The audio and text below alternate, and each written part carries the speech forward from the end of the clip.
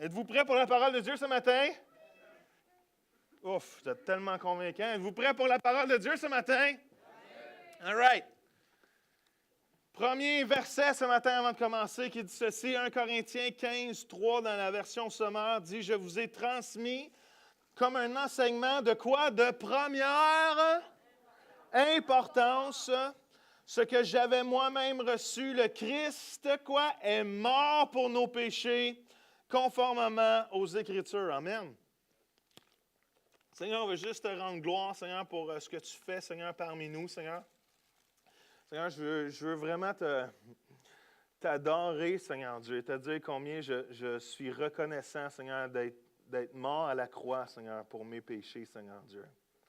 Seigneur, c'est l'événement, Seigneur, le plus important dans ma vie, Seigneur, c'est qu'un jour, j'ai pu reconnaître, Seigneur, l'œuvre que tu as faite à la croix pour ma vie, Seigneur Dieu. Ce matin, on veut te reconnaître comme étant le sauveur de nos vies, Seigneur. Tous ceux qui sont d'accord avec ça peuvent dire Amen.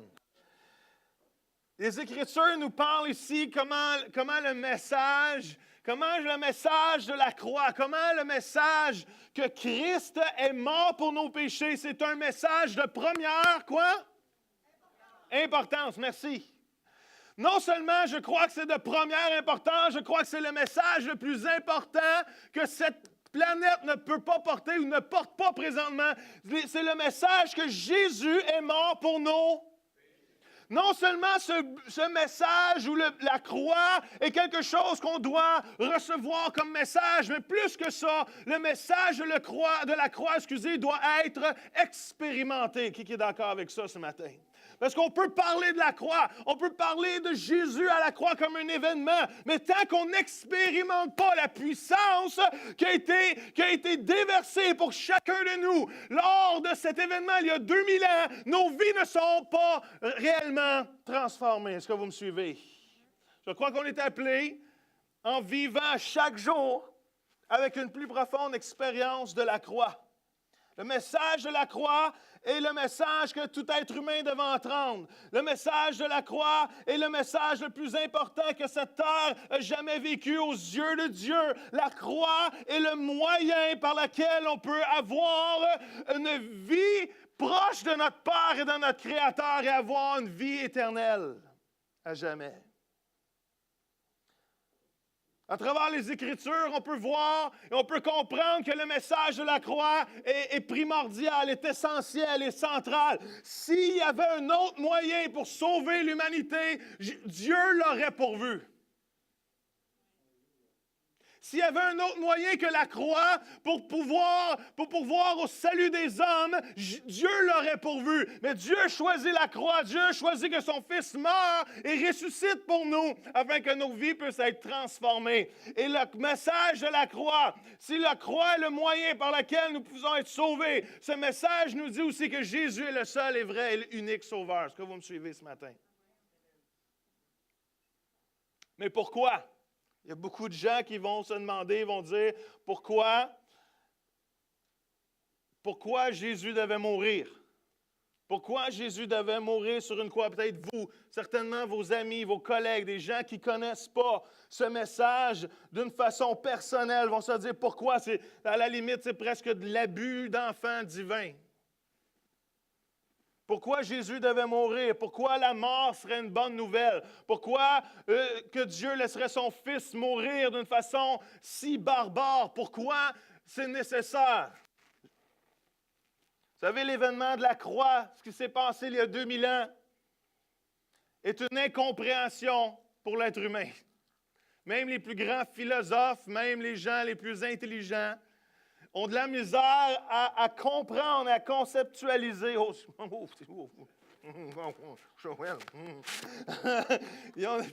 ne le dirai même pas 2 fois. Ils ont de la misère à percevoir comment ce message a de la puissance même. J'étais impressionné de lire cette citation de Gandhi, pourtant qui est un homme respecté, un homme plein d'intelligence, un homme que plusieurs personnes ont louangé, ont mis sur un piédestal comme étant un être humain supérieur avec des réflexions intelligentes, va dire ceci: je peux accepter Jésus comme étant un martyr. la personnification du sacrifice, un enseignement divin. Sa mort à la croix est un grand exemple pour le monde, mais mon cœur ne peut accepter qu'il y ait une vertu mystérieuse ou miraculeuse dans la croix. Wow! Comment? Pourtant, la Bible a été bien claire que les gens, même les plus intelligents de cette planète, qui ont une réflexion, qui ont un QI, qui dépassent les chartes de la réalité, ne comprendront pas le message de la croix. Parce que ce message-là ne se comprend pas avec la tête. Ce message-là se comprend avec un cœur qui a une foi. Même la Bible nous avait averti dans 1 Corinthiens qu'en effet, la prédication de la mort du Christ sur une croix est une folie aux yeux de ceux qui se perdent, mais pour nous qui sommes sauvés, elle est la puissance même de Dieu. Come on! Come on! Non seulement c'est une puissance de Dieu, non seulement le Christ mort et ressuscité est une puissance de Dieu, c'est plus que ça, c'est la puissance même de Dieu. La croix est tellement centrale qu'il n'y a rien d'autre qui change ta vie que le message de la croix. Par l'œuvre du Saint-Esprit dans ta vie, mais c'est la croix qui change une vie. Il y avait une avant la croix et une après la croix dans l'histoire de l'humanité. Il y avait l'Ancien Testament et le Nouveau Testament. Et dans nos vies, si on comprend le message de la croix, si on expérimente réellement le message de la croix, il y a un avant et il y a un après. Parce que quelqu'un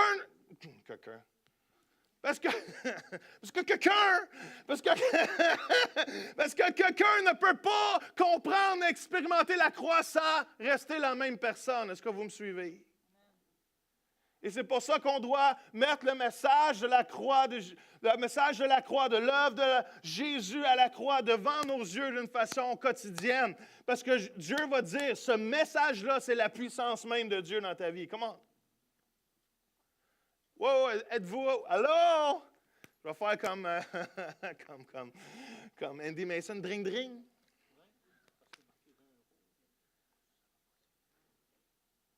Si je veux vivre la puissance même de Dieu, qui veut vivre la puissance de Dieu? La puissance même de Dieu, ce verset nous dit, c'est quoi? C'est Christ ressuscité. Comment? C'est Christ mort et ressuscité, mort pour mes péchés. C'est la puissance même de Dieu dans ma vie. À cause de cet événement-là, à cause de ce qu'il a fait à la croix, je peux marcher dans la puissance de Dieu. Parce qu'à cause que je le vis, à cause que je le garde devant mes yeux, à cause que, Seigneur, je veux expérimenter la croix. Même Paul va dire, « Hey, je veux connaître les souffrances de Christ. » Qui se lève le matin? Jésus. Je veux connaître tes souffrances. Personne qui fait ça. Pourtant, Dieu va dire, cet événement-là, le fait que je le comprenne, que je l'expérimente, que je le vive, que je le mette devant mes yeux, que je le déclare, que Jésus est mort et ressuscité, m'embarque dans un processus de vie qui va m'apporter la puissance de Dieu. Est-ce que vous me suivez? Come on. La majorité des chrétiens vivent le salut comme un événement X, alors que le salut devrait être quelque chose qui est quotidien. Tout le monde sait la date ou presque, ou du moins le mois, parce que vous l'écrivez sur votre petit formulaire, de la journée qu'ils ont donné leur vie à Dieu. Laissez-moi vous dire que si vous avez donné votre vie à Dieu seulement cette journée-là, vous êtes dans l'erreur depuis plusieurs journées, parce qu'à chaque jour, on devrait donner notre vie à Christ. À chaque jour, on devrait se rappeler que Christ est mort et ressuscité pour ma vie et que je marche dans la puissance même de Dieu parce que Christ vit en moi. Êtes-vous là ce matin?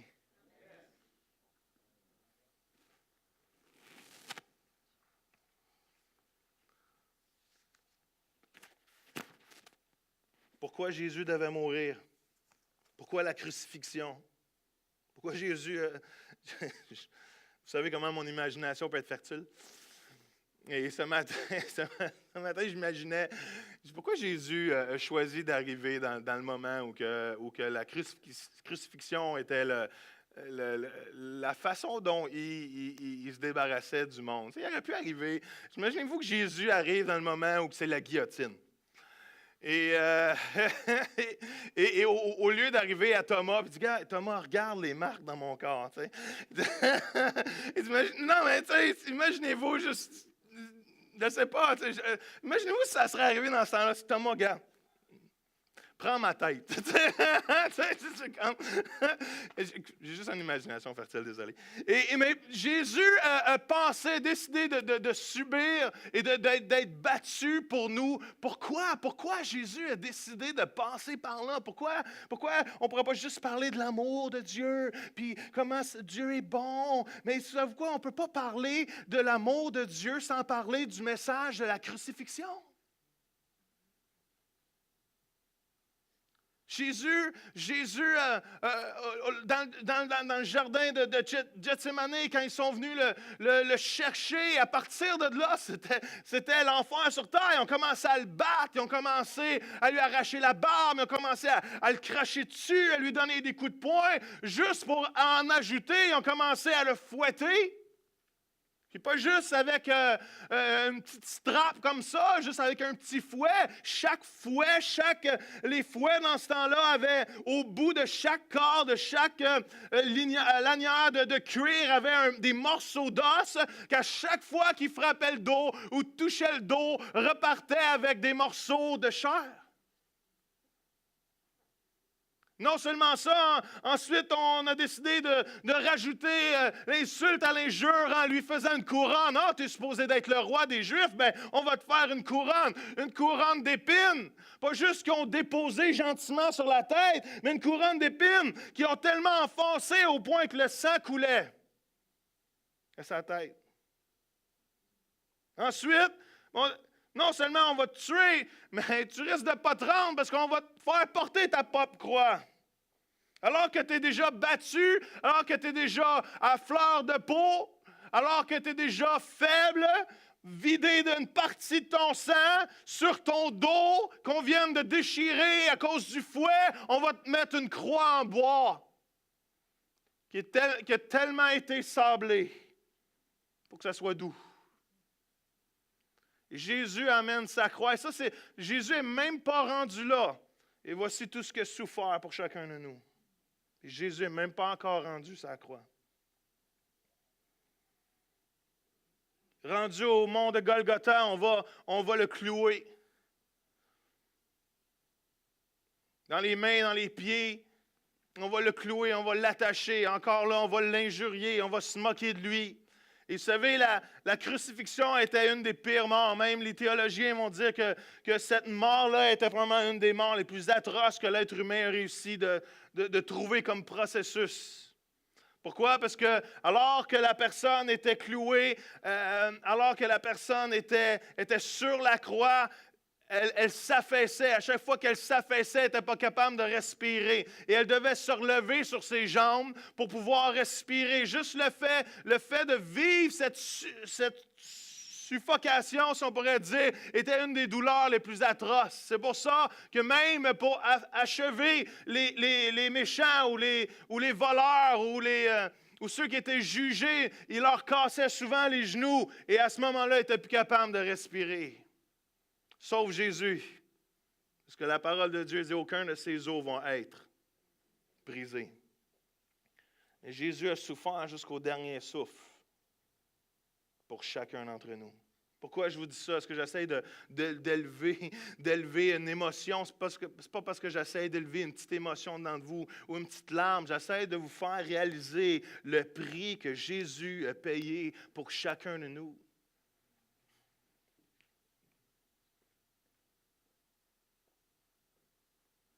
Pourquoi Jésus devait mourir?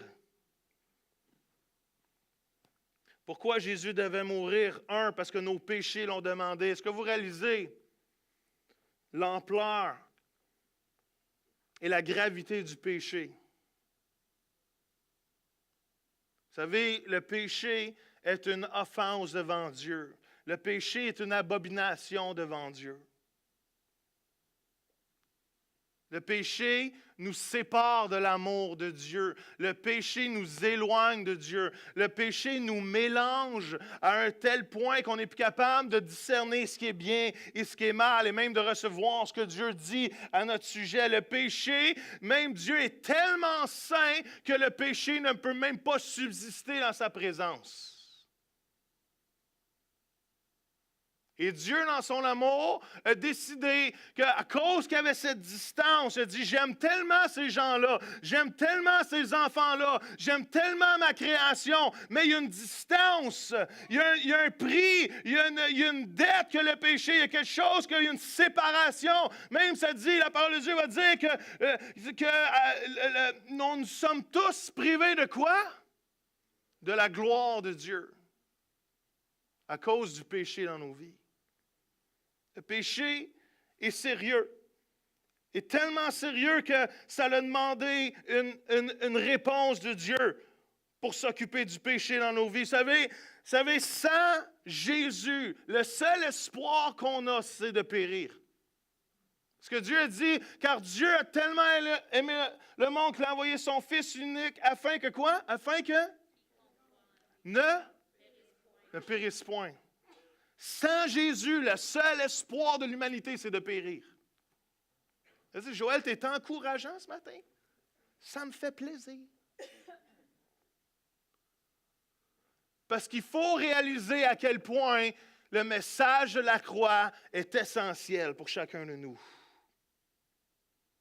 C'est comme je disais ce matin aux musiciens. Comme Séphora elle a dit un peu pendant la louange. Il faut être capable de vivre la vie d'une telle façon que la résurrection de Jésus dans ma vie porte du fruit. Parce que même la Bible va dire, si on ne vit pas sous la grâce, est-ce que Christ est mort en vain? J'ai une question pour vous. Est-ce que vous vivez d'une telle façon que Christ n'est pas mort en vain pour vous?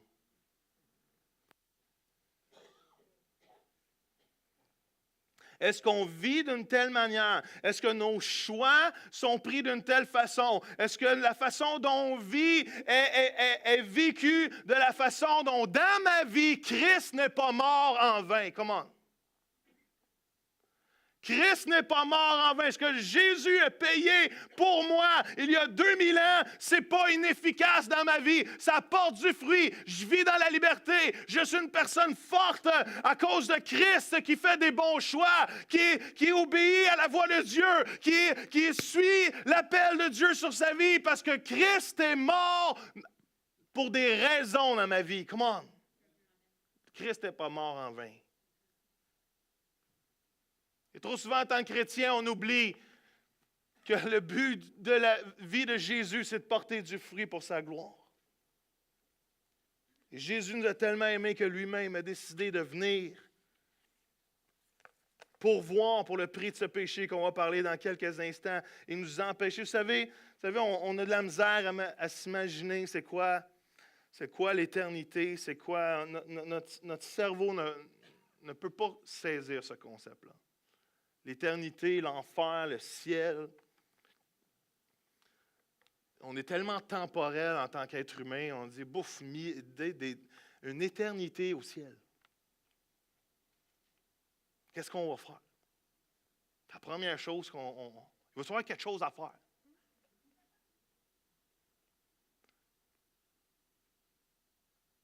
Mais une chose est sûre, je ne sais pas ce que l'enfer va ressembler. On parle de feu. L'être humain s'est imaginé le diable avec des cornes puis une fourche. On s'est imaginé ça. Mais une chose est sûre, je ne sais pas qu'est-ce que l'enfer va être là, mais une chose est sûre, c'est que l'enfer, c'est pas d'être capable de ressentir l'amour de Dieu. Et ça, c'est la pire chose qu'un être humain ne peut pas vivre. C'est de vivre sans l'amour de Dieu. Vous savez, même si on pense que ce monde est rempli de péchés, si Dieu retirait son esprit de cette terre, si Dieu retirait son amour de cette terre, on ne serait pas capable de vivre ici en tant qu'être humain. Et ma prière, c'est que chacun d'entre vous, jamais vous auriez expérimenté c'est quoi d'être loin de l'amour de Dieu. On parle souvent d'être des pères et des fils. Hein? Il y a plein de gens qui viennent me voir, j'ai jamais entendu ce message-là, ça change tellement ma vie. Même certaines personnes ce matin, j'ai jamais senti l'amour de Dieu comme auparavant. Vous savez, ce qui nourrit la vie d'un être humain, c'est l'amour de Dieu. Parce qu'en dedans de nous, il y a quelque chose qui peut juste être rempli par l'amour de Dieu. Pourquoi que Jésus devrait mourir? Pourquoi la croix? Parce qu'il n'y a pas de vrai pardon sans souffrir ou sans payer un prix. Imaginez-vous 2 secondes que je vous passe mon auto, mon beau Envoy. Grâce du Seigneur que Dieu m'a donné, un beau Envoy. Mon camion. Et je vous le passe par la foi. Et vous prenez mon camion et vous reculez avec mon camion. Et vu que vous n'êtes pas habitué avec des autos, avec un gros derrière, vous rentrez dans la clôture, vous scrapez mon camion, vous rentrez dans la haie, vous égratignez mon camion et les assurances ne veulent pas payer la facture. Il y a 3 choses qui peuvent se passer. 1, je vous fais payer la facture. 2, on partage moitié-moitié. Ou 3, je décide de payer la facture à votre place. Mais peu importe la solution qu'on va trouver, il y a quelqu'un qui doit payer la facture. Et le vrai pardon, c'est que même si l'autre personne a fait une offense, c'est de moi de prendre la facture et de payer l'offense à sa place. Ça, c'est le vrai pardon. Je peux facilement être frustré après la personne. Je peux facilement être frustré envers ceux qui ont fait une offense envers moi, puis les éloigner de moi. Mais le vrai pardon paye un vrai prix. Il n'y a pas de vrai pardon sans payer toi-même un prix. Pourquoi vous pensez qu'on a de la misère à pardonner aux autres? Pourquoi? Voulez-vous savoir? Parce qu'on veut qu'ils payent. On veut qu'eux autres, ils payent. Ouais, mais il m'a fait ça, lui. L'être humain veut que l'autre paye pour ses fautes. Le vrai pardon, c'est de prendre l'offense pour nous-mêmes et de souffrir du fait de devoir pardonner et de relâcher l'autre libre. C'est ça que Jésus a fait pour nous. Dieu aurait pu dire, vous allez payer. Le péché paye. Le péché va payer quelque chose, les amis. Le péché, c'est une offense à Dieu. Le péché va devoir quelque chose. Le péché va payer. Le salaire du péché, c'est quoi? C'est la mort. Le péché va payer un jour. Mais Jésus a dit, je t'aime tellement.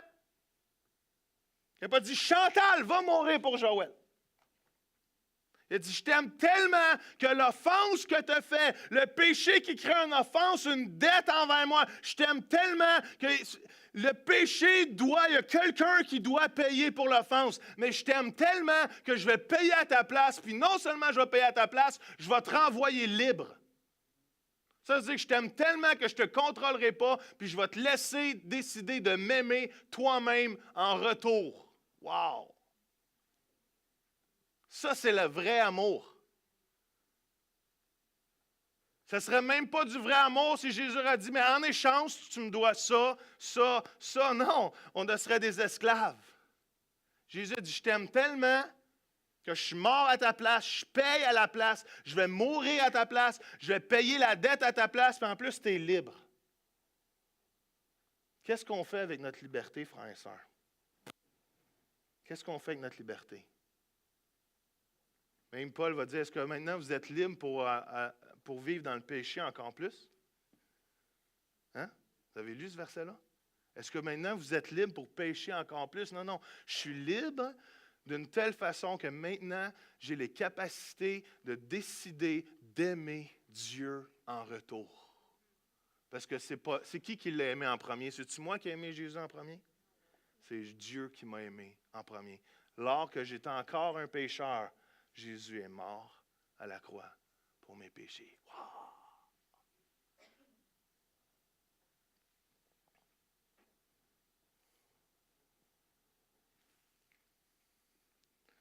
Savez-vous pourquoi on ne l'aime pas plus que ça? Savez-vous pourquoi on ne l'aime pas plus que ça en tant que chrétien? C'est parce que je ne pense pas qu'on réalise pleinement le prix que Jésus a payé pour nos vies.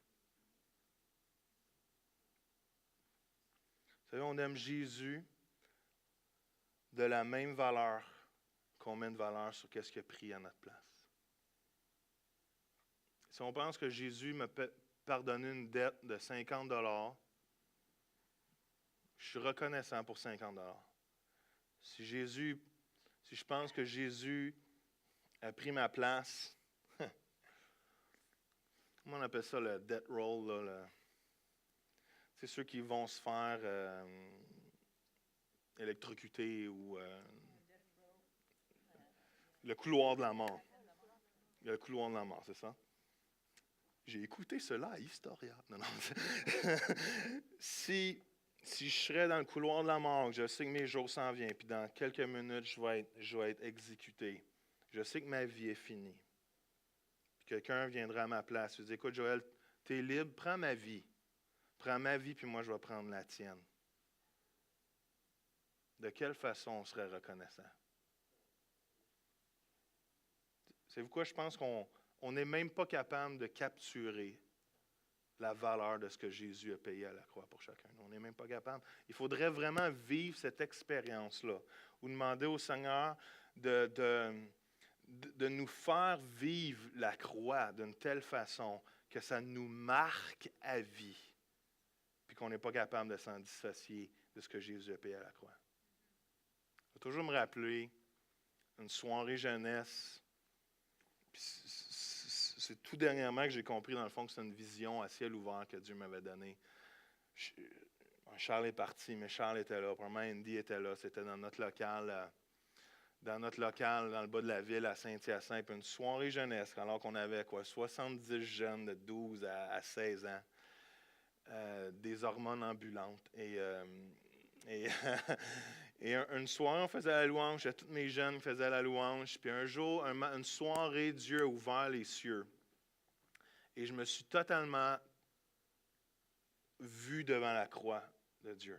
À un tel point que je pouvais voir la scène, à un tel point que je pouvais ressentir. Je pleurais à chaudes larmes. Et le Seigneur m'a amené à déclarer à haute voix ce que je voyais. Et sans réaliser qu'à ce moment-là, dans le fond, je vivais vraiment une vision à ciel ouvert de la part du Seigneur.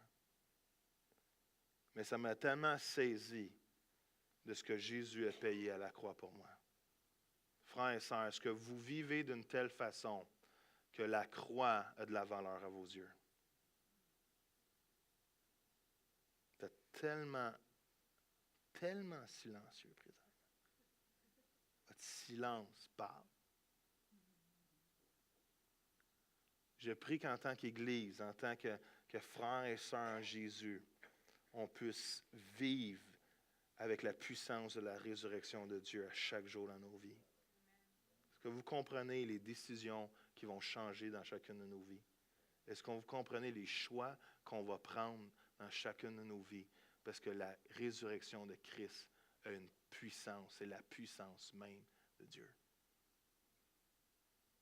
Je vais même vous challenger que Dieu nous a tellement pardonné. Non seulement je confesse mes péchés, je les confesse plus dans l'espoir d'être pardonné, je les confesse plutôt parce que je sais que je suis déjà pardonné. Bang! Jésus, dans Jean 1, la parole de Dieu va dire, demandez pardon pour vos péchés, vous serez pardonnés. Peut-être vous ne savez pas, mais ce texte-là s'adresse à des gens qui ne connaissent pas Dieu. Ce texte-là s'adresse à des agnostiques, des gens qui ne croient pas en Dieu. Je crois qu'on doit confesser nos péchés. Je crois qu'on doit vivre dans la repentance. Mais savez-vous quoi? À partir du moment où je donne ma vie à Christ, sachant que Jésus a pris tout le salaire du péché pour mes péchés passés, pour mes péchés futurs, que Jésus a déjà pardonné mes péchés avant même que je naisse. Allô? Je ne suis pas né encore, mais Jésus a déjà pardonné mes péchés. Au moment que je reconnais ça dans ma vie, que Christ est mort et ressuscité à ma place, je confesse mieux mes péchés dans l'espoir d'être pardonné. Je confesse mes péchés parce que je sais que je suis déjà pardonné. Come on. Ce qui devrait nous amener en tant que chrétiens de ne pas avoir peur de vivre dans la lumière. Parce qu'il y a trop de chrétiens, à cause qu'on a peur, je dis, bon, vas-tu me pardonner? Puis même en tant que frères et sœurs, on devrait être rapide. Pourquoi? Même la parole de Dieu va dire, allez confesser vos péchés aux autres. Ça, c'est pas facile. Pourquoi vous pensez que c'est pas facile? Pourquoi? On a peur de se faire juger. Qu'est-ce que les autres vont penser?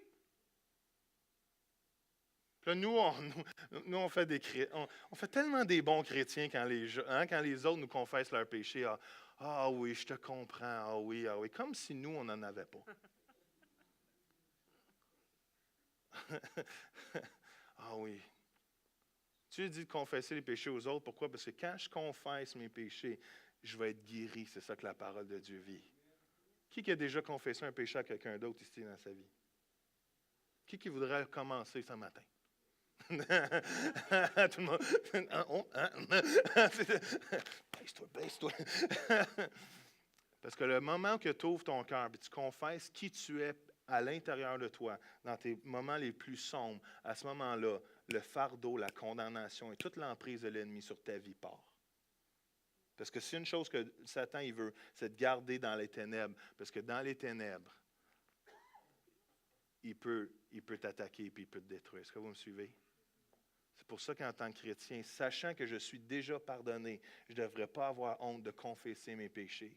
Puis en tant que frère et sœur, le moment que quelqu'un pêche, si on vit dans l'amour, on sait que l'amour parfait, quoi? Bannit la crainte. Et personne ne devrait avoir peur dans cette Église.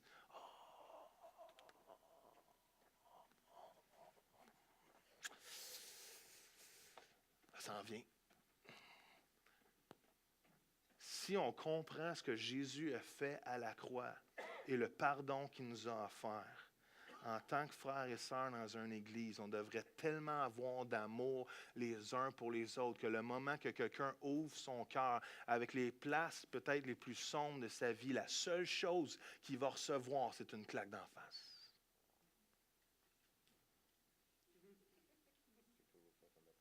C'est toujours ça qu'on a eu peur, hein? Mais la seule chose qu'on devrait recevoir, c'est de l'amour. C'est la seule chose qu'on devrait recevoir. Parce que l'amour parfait bannit la crainte. L'amour parfait bannit la crainte, bannit la peur. On a peur d'être franc. On a peur d'être vrai dans l'Église. On a peur d'ouvrir notre cœur. Puis là, on cache des choses. Pourquoi? Parce que quand on s'ouvre, tout d'un coup, les autres pensent qu'ils sont parfaits. Puis qu'ils ont la solution. Pourtant, la parole de Dieu est claire de ne pas juger les autres de peur que toi-même tu sois aussi tenté. Love, de l'amour. Dites à votre voisin, je t'aime. Je ne suis pas marié avec toi, mais je t'aime. Je suis marié avec toi, je t'aime, mais je t'aime. Je t'aime parce que je suis marié avec toi, mais je t'aime. On se calme.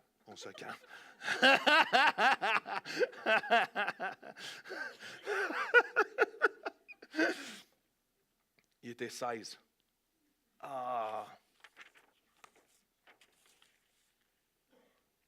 Est-ce que la vidéo est prête, Jacques? All right.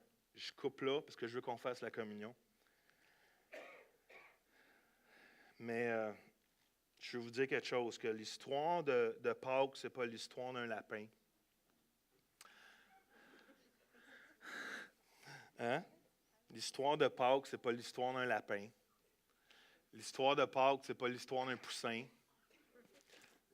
Mais c'est l'histoire d'un autre animal, par exemple. C'est un agneau qui a été sacrifié à la place de chacun de nous.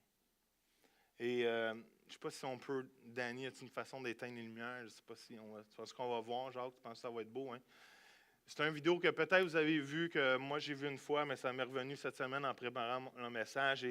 Et c'est un père qui a un travail, puis finalement doit sacrifier son fils. Et ça dure 5 minutes. Alors, je vais juste vous permettre de l'écouter, puis après, on va prendre la communion. C'est bon? Est-ce que vous êtes là ce matin? Qui croit que Jésus est ressuscité? 3 personnes. Qui croit que Jésus est ressuscité? Alors maintenant, qui veut vivre dans la résurrection, dans la puissance de la résurrection de Jésus? All right. Juste pour savoir. C'est un sondage. Il ne faut pas se fier au sondage, mais... Oups, excuse.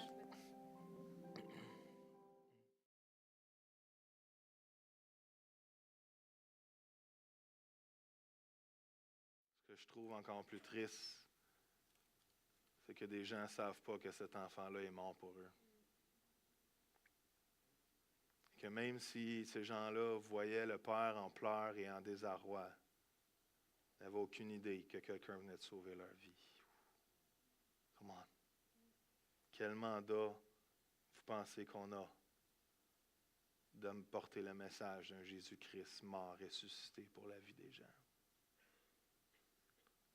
Jésus est mort pour eux, mais le message le plus triste, c'est que le fait qu'ils n'ont pas encore entendu ce message.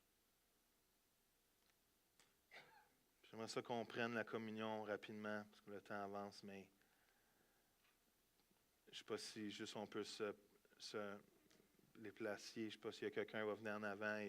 Et rapidement, j'aimerais ça que vous sortiez de vos bancs, mais j'aimerais ça vous emmener dans une prière après. Alors, attendez-moi pour qu'on puisse prendre ça ensemble, parce que je crois que c'est vraiment un moment solennel qu'on a ce matin avec le Seigneur. Alors, si vous êtes au 2e palier, si vous pouvez passer vers ma droite, votre gauche, et juste à la table, et les gens au 1er palier, de juste venir ici en bas et aller vous rasseoir. Juste rapidement, si on pourrait procéder. Et vous offrir une interprétation différente de ce verset-là ce matin,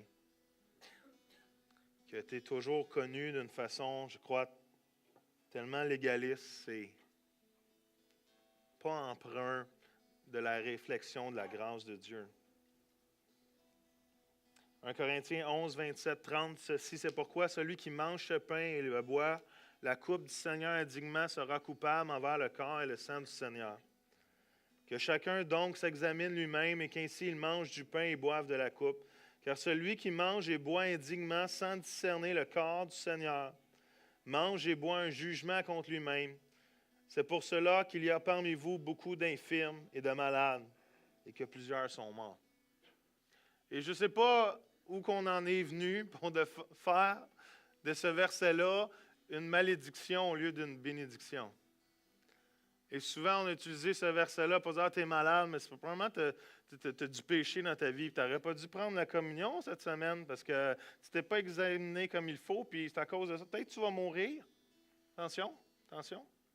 On a tellement jugé les gens, on a tellement condamné les gens avec cette interprétation que ça ne fait aucun sens. C'est comme si on dirait à Jésus, bien, OK, Jésus, tu es mort à la croix pour nos péchés, tu es mort à la croix pour nos maladies, mais attention, maintenant, si vous prenez indignement, avec encore un peu de péché dans votre vie, le corps, mais Jésus va vous renvoyer toutes les maladies qu'il a prises à la croix. C'est de même qu'on a interprété ce verset-là pour la majorité des années que je suis dans l'Église. Et on n'a pas compris et on n'a pas pensé observer ce verset-là sous les yeux de la grâce. Mais en même temps, ce verset-là est très sérieux. Il est en train de dire qu'il y a une façon de prendre la communion qui plaît à Dieu. Il n'est pas en train de dire que prendre la communion de façon indigne, c'est que peut-être tu as oublié un péché. Imagine-nous, toi, là, que tu as oublié un péché dans le coin d'un placard matin, puis tu prends la communion. Demain matin, tu pognes une grippe. Et on va pouvoir se rappeler que c'est à cause d'aujourd'hui. Non, ça ne fait aucun sens. Aucun sens avec le message de la grâce. Mais ce que la parole de Dieu est en train de dire, par exemple, c'est que quand tu prends la communion, sois sûr de reconnaître ce que Jésus a fait à la croix, par exemple. Sois sûr que son sang qui a été versé et le corps qui a été battu et tué pour toi, sois sûr que tu comprends tout l'engagement. Parce que le moment que tu comprends ce que Jésus a fait pour toi, à partir de ce moment-là, tu ne vis plus sous le jugement, tu vis sous la grâce de Dieu. C'est ça la vraie interprétation de ce verset-là. Et si on prenait la communion, sachant la puissance qu'il y a dans la crucifixion de Jésus, il y aurait beaucoup moins de malades parmi nous. Puis il y aurait beaucoup moins de morts parmi nous. Du moins, pas avant 100 quelques années.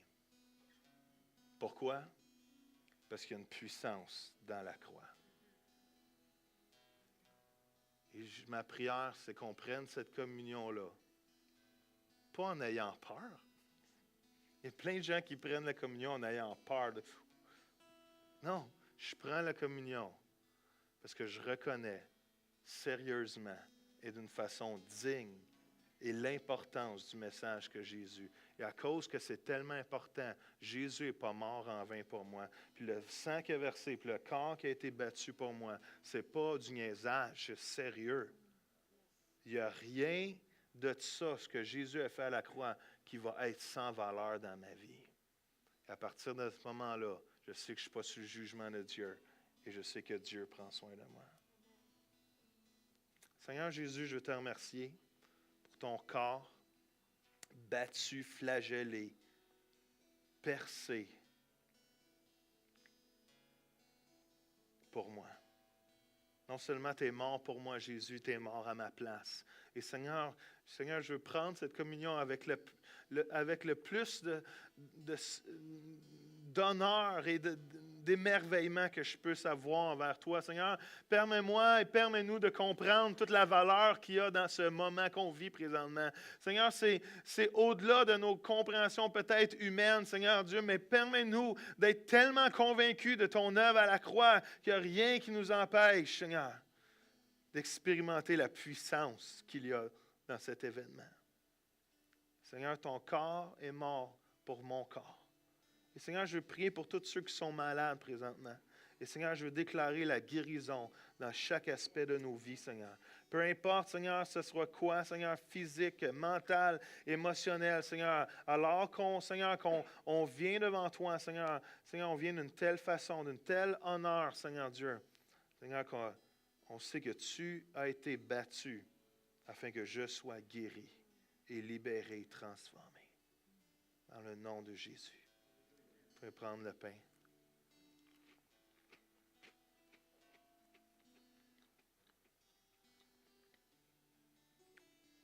Seigneur, quand tu m'as permis de voir cette vision à ciel ouvert,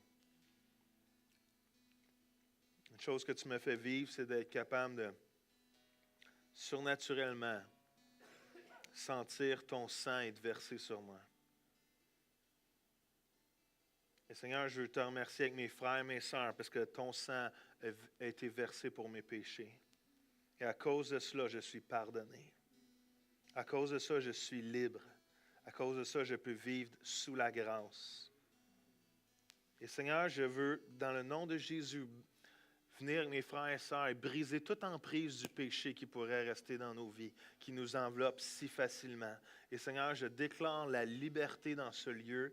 Je déclare la liberté dans nos pensées, la liberté dans nos vies, la liberté dans les couples, dans les familles, dans la liberté, Seigneur, dans chaque aspect dans nos vies, même les endroits qu'on a oubliés, qu'on est peut-être encore emprisonnés un peu, Seigneur. Viens souffler sur toutes ces choses-là à cause de ton sang qui a été versé pour tous mes péchés. Et Seigneur, je veux te rendre gloire parce que je suis pardonné dans le nom de Jésus. Je vais prendre le breuvage ce matin. Wow. On va juste quelques secondes, juste lever les mains devant Dieu ce matin.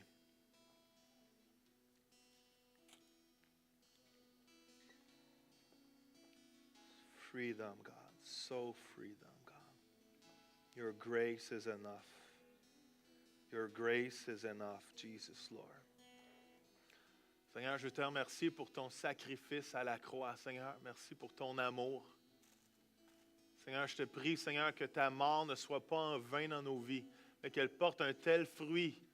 Seigneur, que pour les gens, Seigneur, qui n'ont pas encore compris la puissance de ce message, je pourrais être un témoin et nous pourrions être des témoins pour toi, Seigneur Dieu, qui portent la puissance de Dieu, qui portent la puissance de la résurrection, qui amènent la vie autour d'eux. Seigneur, permets-nous d'apporter la vie autour de nous, Seigneur.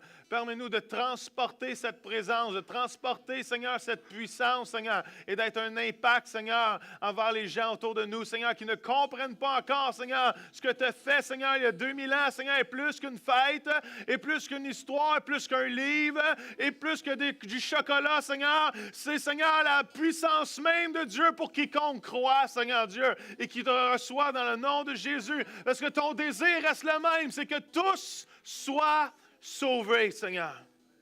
Et on reçoit, Seigneur, permets-nous, Seigneur, d'avoir une plus grande compréhension de ton sacrifice à la croix. Parce que toi seul es digne. Dans le nom de Jésus. Amen. Amen. Woo!